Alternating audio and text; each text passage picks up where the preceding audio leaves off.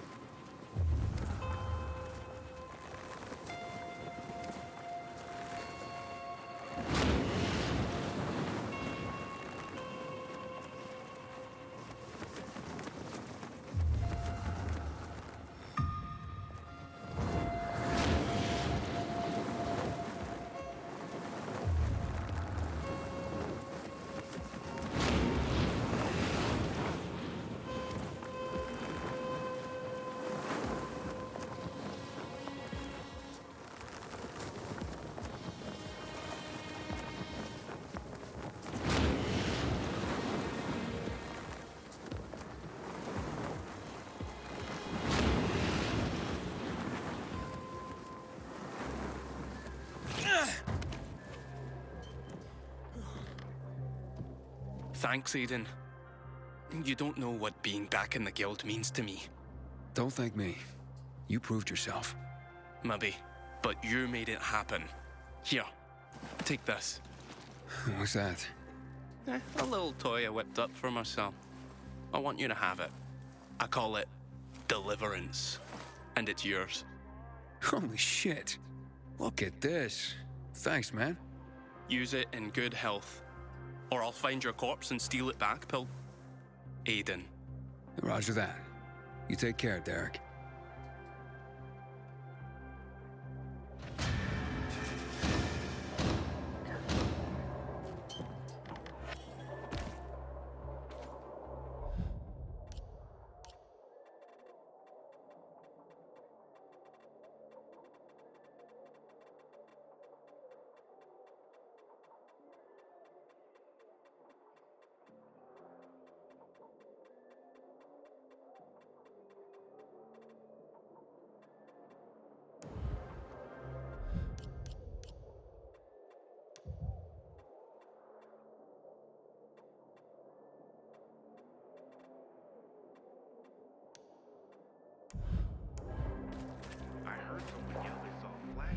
In a buying mood, are you? You sure can rely on that.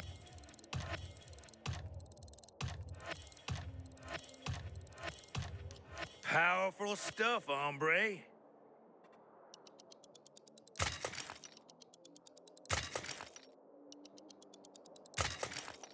Come back before you get too drunk. I keep my prices low. You'll see.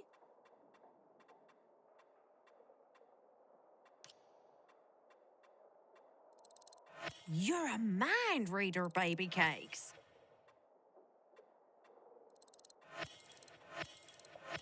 Phew, 'cause I just sold my last darned one.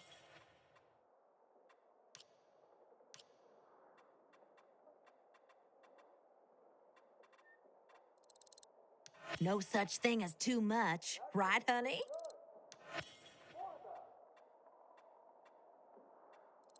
Always in the market for those.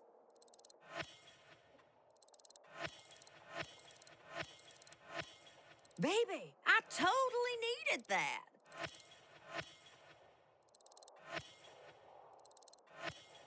How'd you know I was after that? If you're grabbing a drink, come back and see me.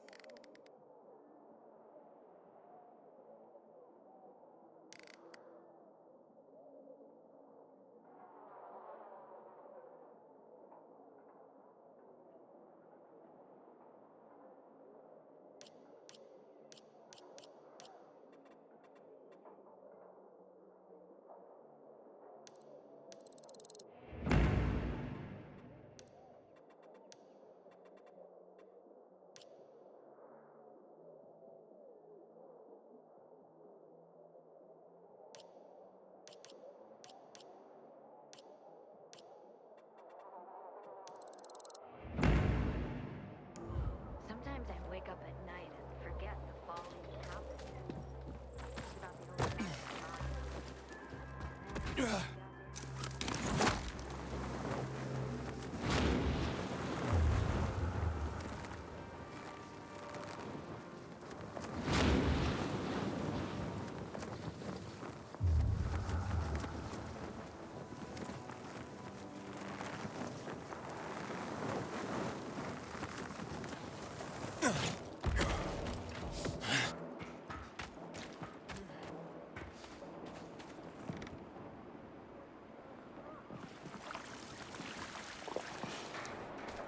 You're siding with the enemy, Pilgrim. Someday those chickens may just come to roost.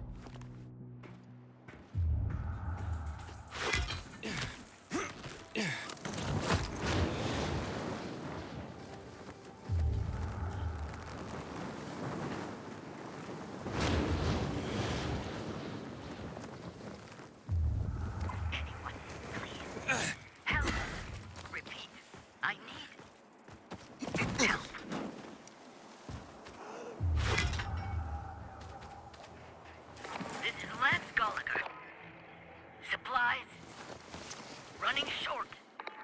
Hello? Can you hear me? I don't know how much longer. Hello? Piece of crap. Luan, I found an old radio. Someone needs help, but the signal's too weak, even on a roof.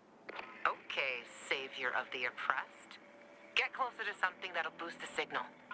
Ever hear of an antenna? Thanks, Luan. Try not to fall, okay?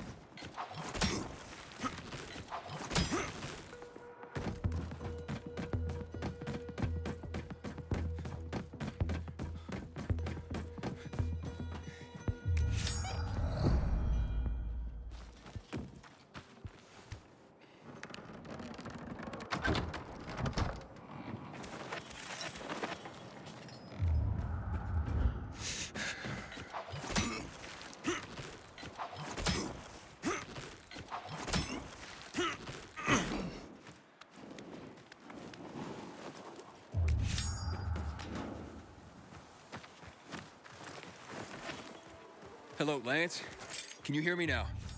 Locked up. Fucking electrical substation. Downtown. There's... chance. The lowest level. The lowest level of the downtown electrical substation, right, Lance? Oh, come on, can you hear me? Infected. Infected are coming. I'm on my way. Hold on.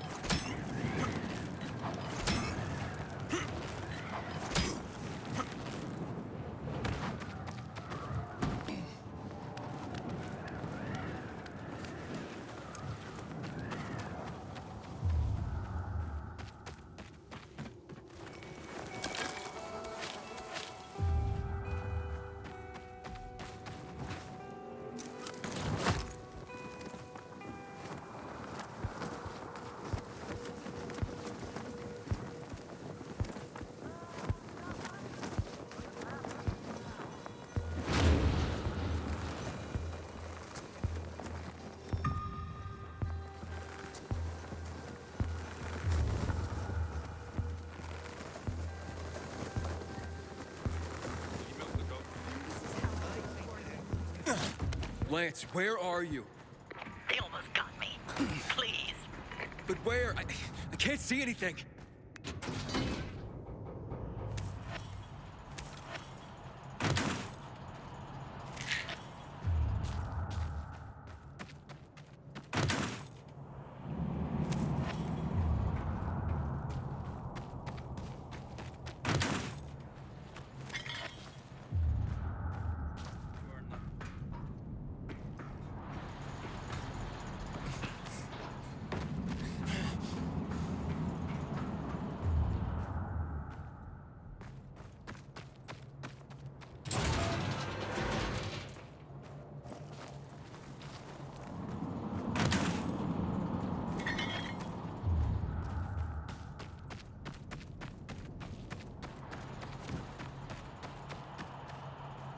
Gate. Blocked. There must be another entrance. Anyone. Please. Repeat. I need help. Can anyone hear me? I hear you. That'd be something. I've always wanted to fly since I was a kid.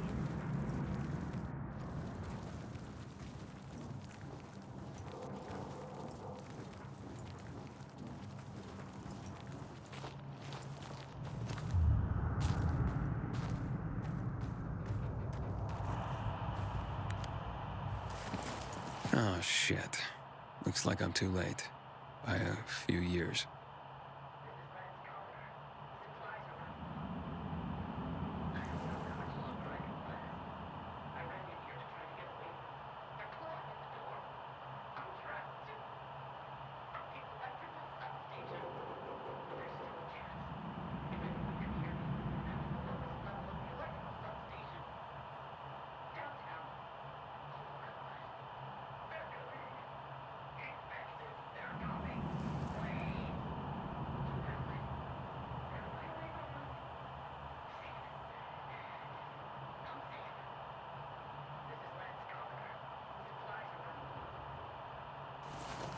This recording must have been made years ago.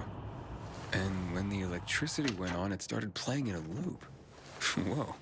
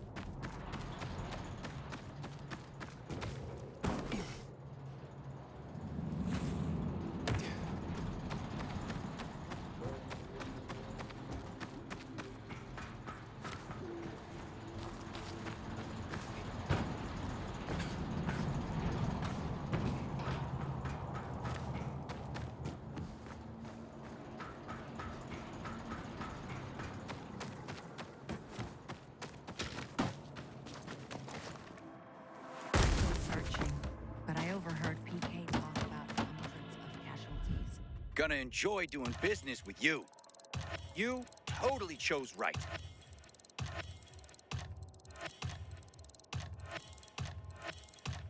That'll do you good.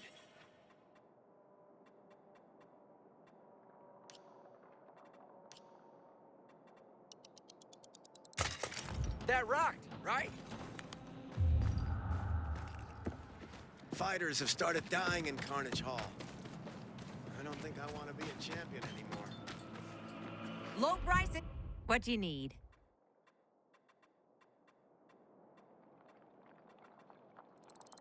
Yeah.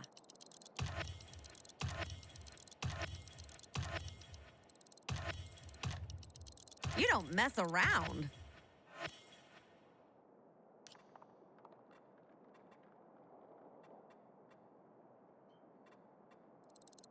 Always need some of these.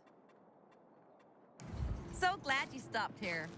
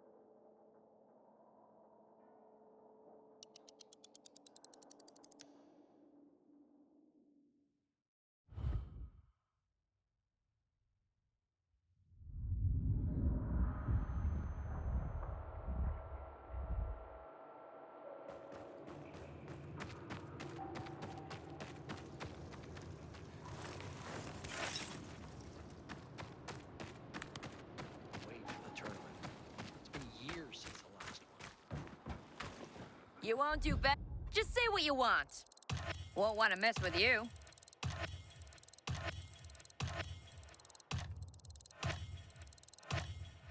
Finally, a smart shopper.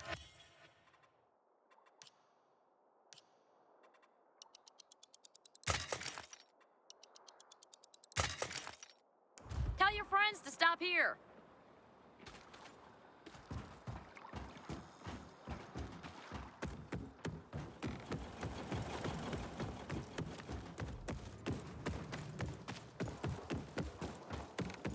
I know you don't like Butchers it, are but great at running a I gotta junior figure league it out. here after hours.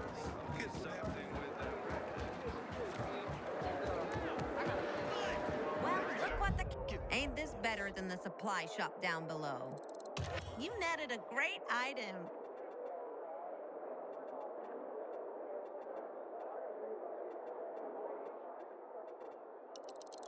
Well, swap my poop deck. Great purchase.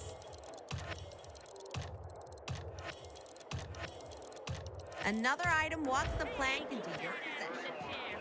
What's wrong with this one? I hit pretty hard. That's why you're returning it damaged? Save me! Somebody! Oh, shit, Mike.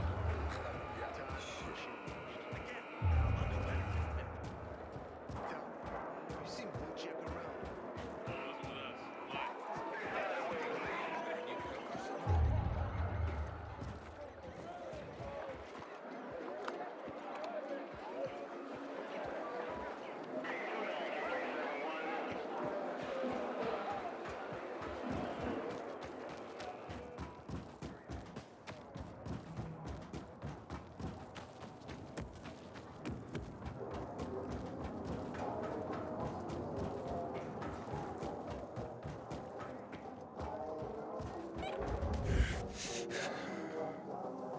You've done it again, Hayden.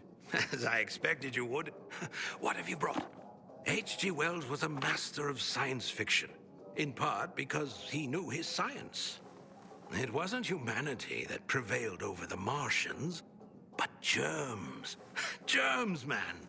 Can you believe it? So simple, yet so small. Would that our plight were suddenly resolved in that way. Kipling's The Jungle Book has an underlying theme of abandonment, followed by themes of adoption and nurturing. Oh, how so many today feel abandonment. Hopefully, nurturing souls remain. What am I saying? Of course they do. You are one such soul. It's beautiful, Aiden. This collection, I know you think me a fool, but I am moved. Thank you for this gift. This gift to me. This gift to the world.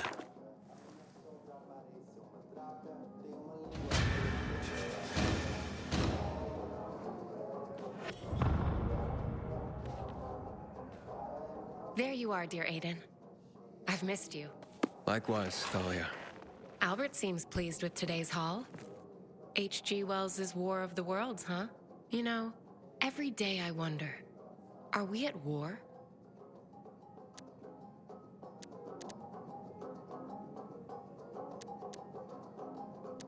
Who, us? Wait, did I say something wrong? Oh, Aiden, that was so cute. No, we're good. I was referring to the world around us. Is that in a state of war? Oh, right. The world. Oh, we're at war, all right, believe me. And not just one, a lot. Everyone seems to be at each other's throats for one reason or another. Sounds like you're talking about the infected. Some days, it's hard to tell who's more dangerous. The infected, or regular people. How distressing, Aiden. But quite an insight. Here's what you need. Till next time? Yeah, till next time, Thalia.